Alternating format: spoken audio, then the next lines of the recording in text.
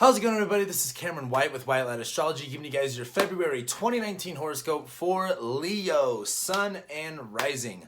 How are you guys doing today? Thank you guys so much for being here and liking and sharing and commenting and subscribing. I love every single one of you, and I really hope that these monthly horoscopes really help you guys out to get through the month. So Leo, this month is definitely going to be a lot more slower comparative to last month. However, last month we had Venus going through Sagittarius, it was going over Jupiter, Mars is in Aries, it was trining all of your fire stuff. While, yeah, we had the eclipses in the 6th and your 12th, well, we didn't have one in your 12th house, but we did have one in your 6th house. There was a lot of fire energy going on, but this month things do slow down. A lot more earth energy, a lot more water energy. Things are going to be a lot more, what's the word I'm looking for? Not so much slower, but more calm, more soothing, more one step at a time, more not getting rushed into the pace. January could have made you feel like you're on fire, and that's great. And it's not that that's going to be like dying out. It's just that things are going to be kind of slowing down a little bit in nature. And so your focus is just going to be shifted onto other areas. So let's go ahead and get started with the horoscope. Starting off, February 1st, we do have Mars squaring Pluto. I'm not really going to go into that because it's not really the biggest deal for you guys. Like, yeah, Mars is in Aries right now. Mars is in Aries right now in your 9th house. So this is dealing with, what do you believe? Where do you really want to go? What are you struggling with learning? But yet, what do you want to, commit yourself to? What do you want to, where is that ambition going? I guess with Mars being in the 9th house, you can be very ambitious and very energetic towards learning something new, learning some type of new skill, maybe a new language, or maybe even wanting to travel or things like that. As Mars squares Pluto, you're just gonna have a little bit of difficulty and tension with, I guess, the consistency of that. So it's not really a big deal. I'm not gonna hit on it too much. However, the next day though, on February 2nd, we have Venus trining Uranus, while Venus is at the last couple degrees of Sag, while Uranus is at the last couple degrees of Aries.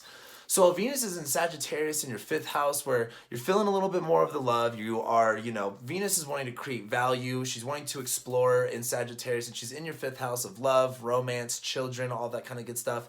So Venus being right there, it could really heighten up that area of, pursuing that type of interest. And as it trines Uranus in Aries, this is kind of like, all right, Uranus has been in Aries for the past 7 years. He's just about to leave, but he's been going through your 9th house now for quite some time. And this has had a lot of breakthroughs and a lot of liberation in what your beliefs are, what you're, around religion, around spirituality, around even, publishing or higher education. Uranus has really elevated you in this area.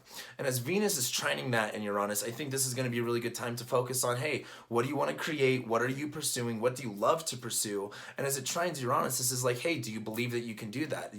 Now that you believe that you can do that, you can actually apply what it is that you want, what it is that you want to explore. It's like you don't have the tension of what you want to do, what you're valuing versus what you believe you're capable of. So the Venus trine Uranus thing is really exciting. It's two exciting houses for you guys. However, after that, moving on to February 3rd, we have Venus ingressing into Capricorn, where things are going to be way more of a serious tone. Venus is going to go into Capricorn into your 6th house. So the 6th house is all about your work, your routine, your health, your, sense of service to this world and whatnot. I mean, I've been talking a lot about that with Saturn being in Capricorn.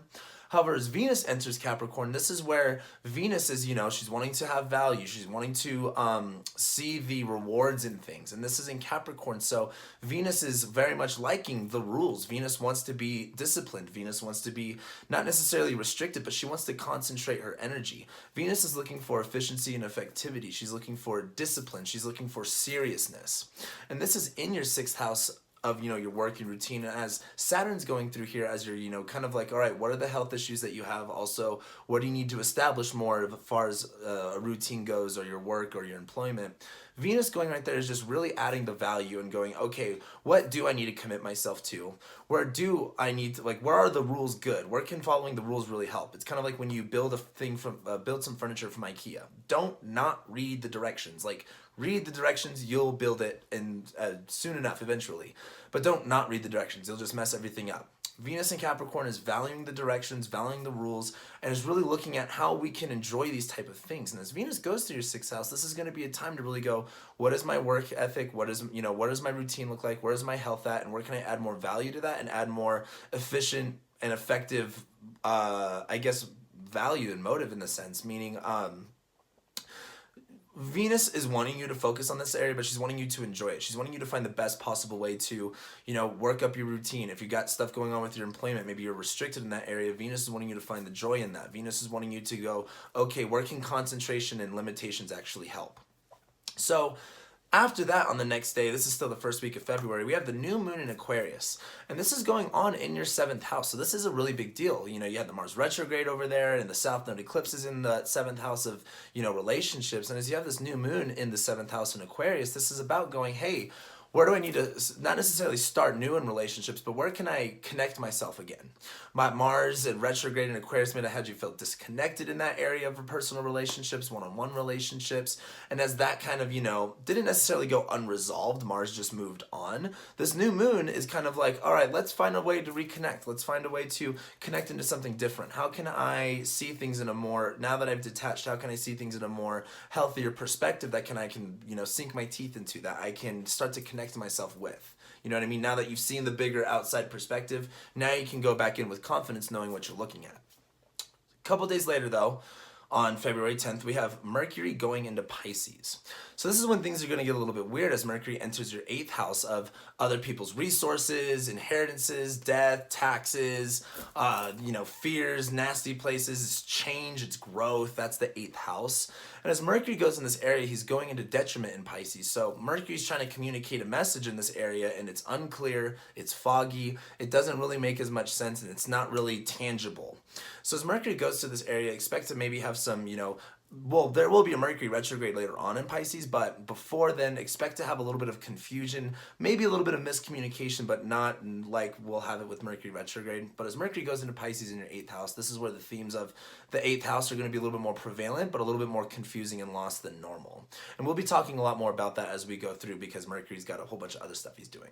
A couple days later, on February 13th, we have Mars conjoining Uranus in Aries. It's at like 29 degrees Aries. So Uranus, again, has been through your 9th house for a while. A lot of liberation and breakthroughs and breakdowns with your sense of belief, what you understand about this world, your philosophy in life, higher education and things like that. Mars on top of Uranus is like that one last breakthrough push. Mars could cause a lot of problems in charts. He's a malefic, and he can be your malefic of sect. So with Mars being in Aries in your 9th house, it can be really easy, while it's on top of Uranus, it could feel very easy to feel limited by your capabilities or your inability to believe in your actions. However, Mars on top of Uranus is kind of like giving you that breakthrough opportunity to like, hey, what do you believe that you're capable of achieving and doing? Where do you want to go? What skills do you want to learn? And as Mars hits Uranus, this is kind of like that, you know what, fuck it. I'm going to go and do it. Uranus is like all about Prometheus. He literally he didn't ask, he stole the lightning from the gods. Like, he stole it. Like, he just did it. He didn't ask, he didn't, he just did it. So that's that Mars on top of Uranus feeling. So if you've been feeling a little bit limited during that time of, February 13th, that's when you're going to feel like charged up and ready to go and be like, all right, this is what I'm ready to handle. This is what I'm ready to face and address. Then the next day, Mars goes into Taurus, into your 10th house, where this is where it kind of goes black and white from Mars being in Aries on top of Uranus to Mars in detriment. Mars doesn't really work as well as he could in Taurus because Mars wants to go, Mars wants to achieve, he wants to confront. Mars in Taurus doesn't want to do that. Taurus is all about valuables and luxury and security and stability. And as Mars goes through it there, it's like trying to push a bull. And this is also going through your 10th house of your career, of your public image and stuff like that. So Mars is going through your 10th house in Taurus, where it's going to feel like your work is a little bit slow, like you're feeling like you don't even want to do anything. Like Mars in Taurus, like you don't want to do anything. You don't want to pursue that. You don't want to put your energy in there. But Mars in Taurus, even though you might be feeling a little bit lazy, especially in that area of your career and stuff like that, what matters about Mars in Taurus is only placing your action where it matters most, when it's valuable, when it can create that value, when it can create that security. That's when you need to enact. That's when you need to push. Other than that, don't worry about it. Go with the flow of the energy. Like Mars is in Taurus, it's not about going after everything, but don't be afraid to go after and put energy towards the things that the things that matter most. And as Mars is in Taurus right here too, this is causing issues. Like it's going to be frustrating feeling like you don't have the energy for it. It's going to be like, you're dealing with stubbornness. You're dealing with, things not budging. Try imagining pushing a cow. Like you can't get the cow to move, and even trying to tip a cow over is probably super, super hard. So expect to be faced with like a lot of like, it's trying to like push a cow. It's not the easiest thing in the world, but place your energy where it's going to matter the most. Then, and that's also on Valentine's Day, by the way. But then we move forward into February 16th and we have Venus sextiling Neptune. So Venus is in your sixth house where it's like, okay, I'm really liking my, like, it's about finding the consistency in things. Venus, Capricorn, Saturn and Capricorn, it's about concentrating this area of your work, your routine, and your health and your environment. And Venus is finding the value in minimalism. She's finding the value in disciplining herself. She's finding the value in the great, amazing feelings that come with being efficient and effective, having structure and order in your habits and your routine and your health. And as Neptune sextiles this, I mean, like, yeah, this is going to be in your 8th house. This isn't the biggest thing in the world, but Venus is also kind of like, hey, I'm liking the sense of where I'm going. And Neptune in the 8th house is kind of like, hey, you know, everything's weird anyway, so at least you've got this rhythm going on. I know that was kind of a very vague thing, but Neptune's vague. That's like its whole nature. Anyway, as we move on to February 17th, the next day, after Venus sextiles Neptune, where Venus is like, all right, I'm liking my groove, I'm like where I'm at, Venus is going to conjoin Saturn, where Saturn's in Capricorn in your 6th house. That could be dealing with problems and issues around limitations and walls and barriers around your work, your health, your routine, your sense of service, and things like that. But Saturn's asking you to be disciplined and to be precise about, hey, what are you addressing in this area? How can you be mature around this area? How can you create a structure or a framework around this area that's going to benefit you and that's going to be work and that's going to last for a long time. These are like long-term commitments we're talking about. And as Venus goes on top of Saturn, this is really putting that value into like, all right, it's time to concentrate things. It's time to really, you know, take things out of the picture that don't serve anymore and really place the value on the few simple things that are really going to get you where you need to go. So that's going to be really good. It's going to feel like it's like I use this reference all the time, but it's kind of like hoarders. You know, when they come into the person's house, they're like, we're not going to throw away all your stuff. We're going to go through one thing at a time. It's like, well, now we're throwing everything out. That was like the whole Mars, Aries, square Saturn thing. But as Venus goes through there, it's kind of like you're realizing, oh, now that my house is empty, I can actually move around. I can actually feel comfortable in my house. And I actually like only having a few things. That's the whole Venus on Saturn thing. It's about realizing what are the more important things that you need to value and what's going to grow from there. Now, moving forward on the next day, February 18th, this is like one of the major days of February. We have Mercury conjoining Neptune, entering shadow before it goes retrograde. So it will later station direct at about 15, 16 degrees of Pisces. Chiron goes into Aries and the sun moves into Pisces all on the 18th. Now, as Mercury conjoins Neptune in your 8th house, this is like the message is unclear when it comes to other people's resources, other people's money, or even if you're dealing with taxes or if you're dealing with an inheritance. It's very unclear and it's very unsure right now.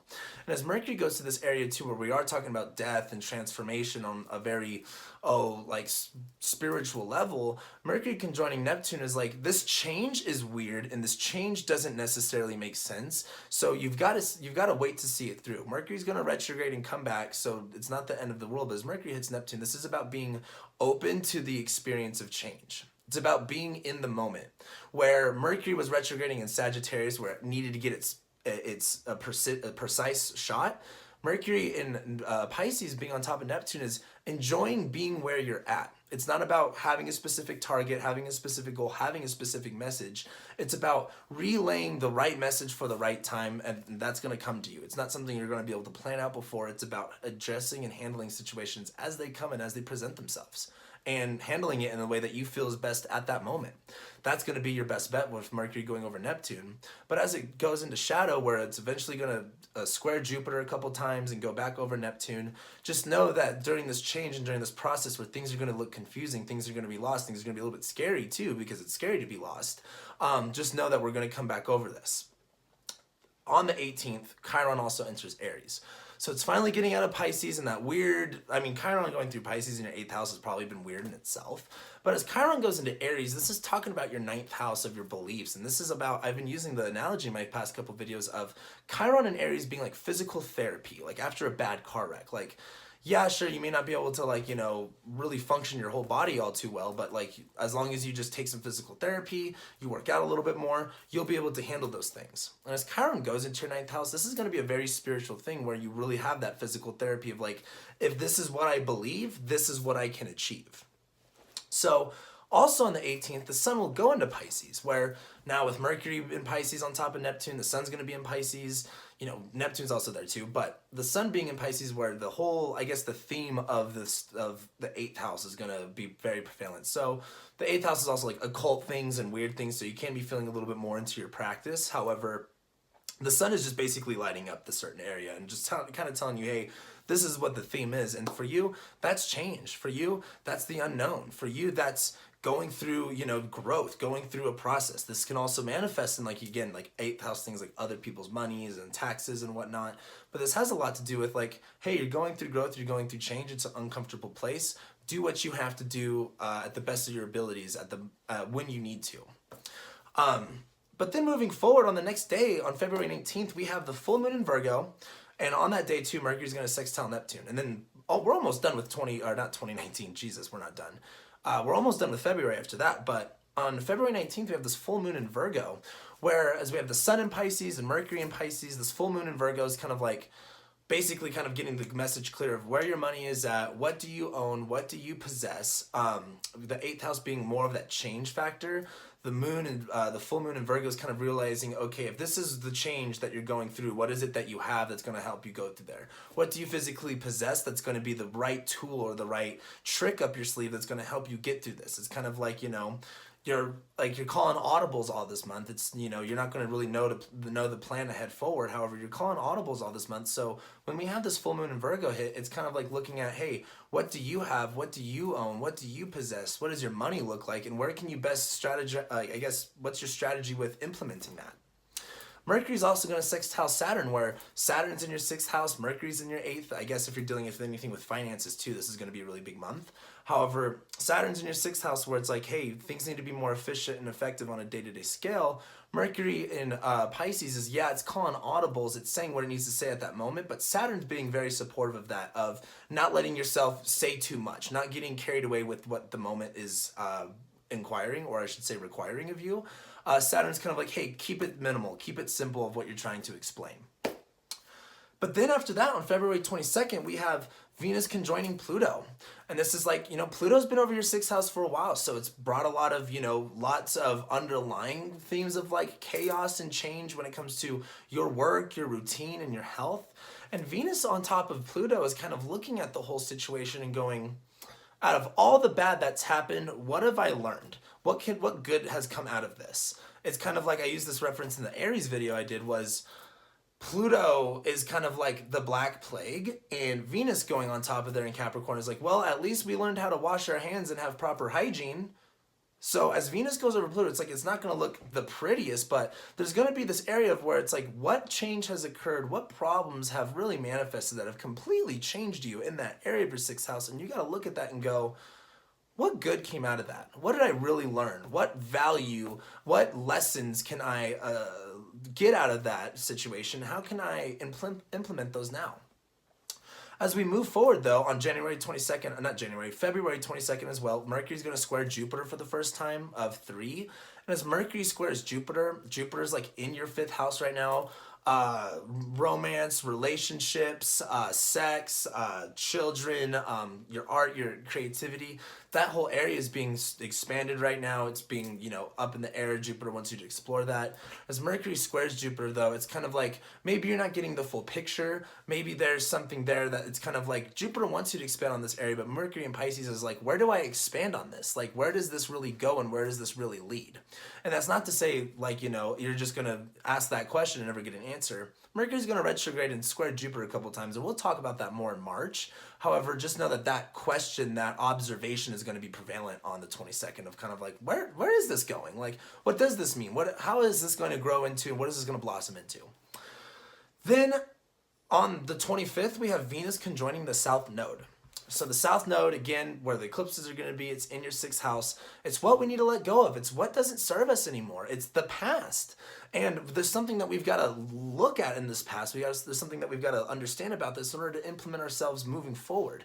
And as Venus goes over the South Node, it's kind of like looking back at like, God, you know, like, here's all these things that really worked really well back then, but they don't serve me anymore. And where do you really need to kind of make the loving decision of love. Like, it's kind of like making those hard decisions of loving yourself. Like, for example, like I'm working on quitting smoking cigarettes, and it's kind of like the same thing of like, oh man, I love smoking cigarettes. Oh man, it's something that, you know, is really good. It just doesn't serve me anymore. And it's kind of like one of those harder things to let go, but you know that doing that is definitely going to put you in the position that you want to. It doesn't work anymore.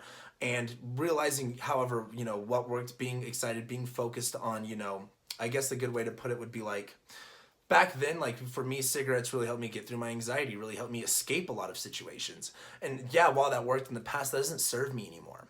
And so the whole Venus on top of the South Node thing is like, what may that you have enjoyed in the past that just doesn't serve anymore? And where does that sense of love and value need to be placed? And where does that need to go? That's kind of Venus over the South Node thing in your 6th house. And this does have to do with your health. This does have to do with your everyday routine, your work. You know, what has worked for you in the past? What great jobs did you have? What great health habits did you have? Or what crappy health habits did you have? What crappy jobs did you have? Then on February 27th, the last big transit, we have Mercury sextiling Venus and the Sun sextiling Mars. So this is going to be a really good day. As like the Sun sextiling Mars, Mars is in your 10th house, Sun's in your 8th. This is going to be good for kind of like getting the energy going when it comes to other people's resources in that career area. And Mercury sextiling Venus is kind of like, all right, Venus is in the 6th house. She knows what she's valuing. She knows what she's looking at. And Mercury sextiling it where it's like, okay, Venus has been very clear about what she's going through, so that's helping Mercury and Pisces kind of make more sense of what he's gonna do in the 8th house as he goes retrograde. And that's February. Like, I think we're gonna talk a lot more about your 8th house stuff coming up in March, because that whole Mercury retrograde is really gonna do a lot. Plus Venus will be in there too. So we'll be talking a lot about that next month, but I do believe that this month is going to be primarily positive. There are some things that are going on. It's just a very serious and sober month. Things slow down and things get looked at. More specific things get looked at versus last month was kind of like, hey, it's the new year, there's eclipses, and everything's on fire at the same time. So, but other than that, that's what I got for you guys. So thank you guys so much for watching and liking and sharing and commenting and subscribing, and I'll be seeing you guys for next month's horoscopes.